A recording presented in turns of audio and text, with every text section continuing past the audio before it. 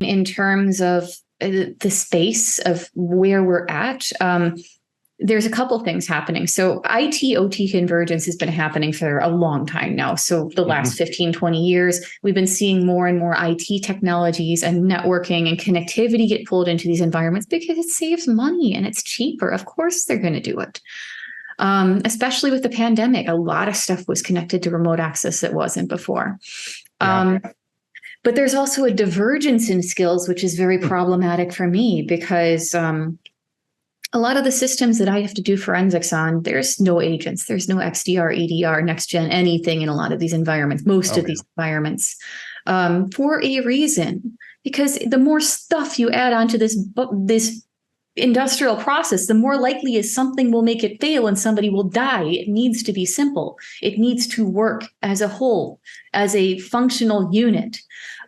So they're simple for a reason, and they don't get upgraded for a reason, because when you hit the big red button on the wall to do the emergency stop, it has to work right away. If you add encryption, if you add more layers of software and intermediate devices, every one of those is a point of failure where somebody's limb is caught in a machine. You hit the button and it doesn't stop.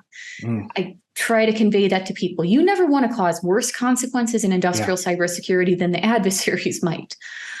So we deal with that, but we're not only dealing with like the lack of security tooling, we're dealing with tons of legacy systems because again, these systems have to work. So if there's a 286 in there and it's working, it's a big deal to change the system over safely and test everything and make everything reintegrate safely to replace it. So upgrading the system, you don't just swap out Windows. You don't just upgrade a computer. Everything has to be tested and work safely. But that means I have to do forensics in that.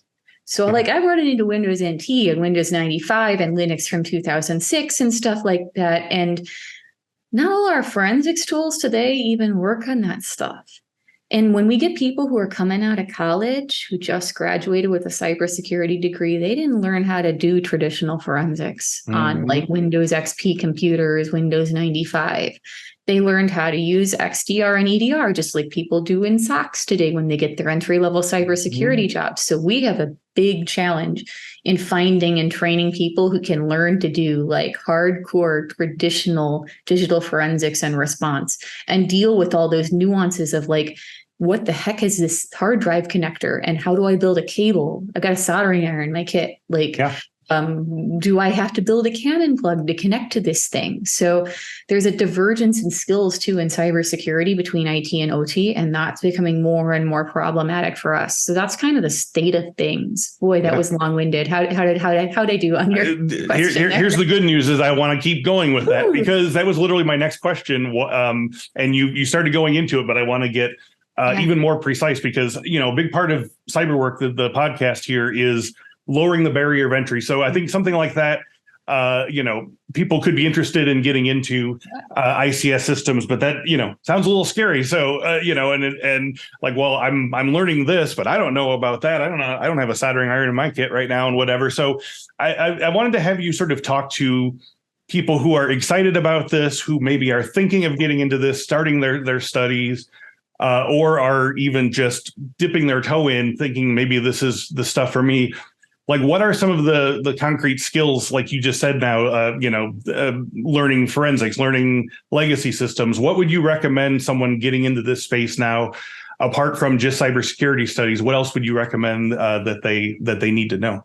You've got to break a lot of preconceptions. That's the first thing you've got to be able to do is think outside the box. You've got to be creative and you've got to be adaptable and you've got to be okay with change. Because you are going to have to come up with creative solutions for things, and you're going to deal with problems that were not in your textbooks and are not standard cybersecurity things. And you can't think about cybersecurity as the most important thing either. When I see a lot of people dip their toes into industrial cybersecurity, what they end up doing is they end up like doing vulnerability assessment on an industrial device and going, oh, it's insecure. It's got some vulnerabilities. Yeah, they're really vulnerable. They're made to be that. So when you hit the button on the wall, the machine stops. Just go straight from here to here. Yeah, made to be simple. The protocols are made to be simple. When you tell them a command, they do the command because they need to do that command when they're issued the command. That's how they're engineered. That's more important than cybersecurity in a vacuum. What we care about in this space is consequences. We care about what would happen. What is the worst day ever here and what could cause it? How do we prevent that? There's a lot of those mitigations in place already because there's maintenance problems. There's human error. We try to keep those fires from happening and people being injured by machines and environmental contamination. We try to prevent all those things from happening in these industrial processes, but now we have to think about potential cyber causes as well. People purposefully tampering with systems. So you've got to be able to think about those consequences first. So you've really got to take a real big 180 in your thinking, from caring about cybersecurity in a vacuum. Again, what vulnerabilities are on this device? Well, okay, it's good to know because you might need to build some mitigations around that device. But really, the question is, what can catch on fire? You have to think about that. What could be done to catch this on fire? What mitigations are in place to prevent that from happening? And would they be effective? And would me doing cybersecurity stuff potentially catch things on fire? So you could have as an example of this, you could have an entire massive industrial network. The entire thing is infected with Configure. Every single Windows computer is infected with Configure. They're all running Windows XP. And every computer has malware on it. But it has been doing that for 10 years and it is not causing an impact to those computer systems. And your alternative there is bringing them down at $16 million an hour. Yeah. What are you going to do? Well, you are going to leave Configure on there until you have a major maintenance window and you have vendor confirmation and you have a project plan for what you're going to do about that. You might leave it for another 5 years, infected with Configure.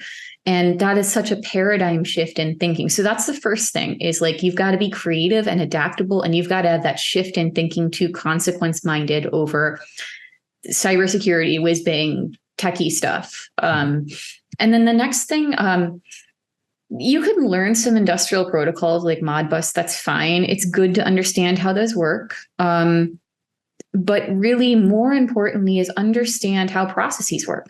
Understand how physical processes, like if you work for an electrical distribution company, go shadow an operator for a while, learn how they do stuff, learn what they care about.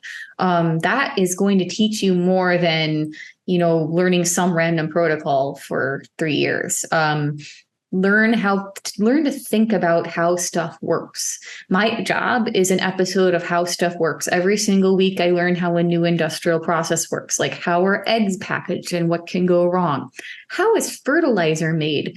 How to train signaling function. Like every week I have to learn something else like that. So you really need to start thinking about processes, systems of systems and how they function, what can go wrong, what the hazards are, what the mitigations are.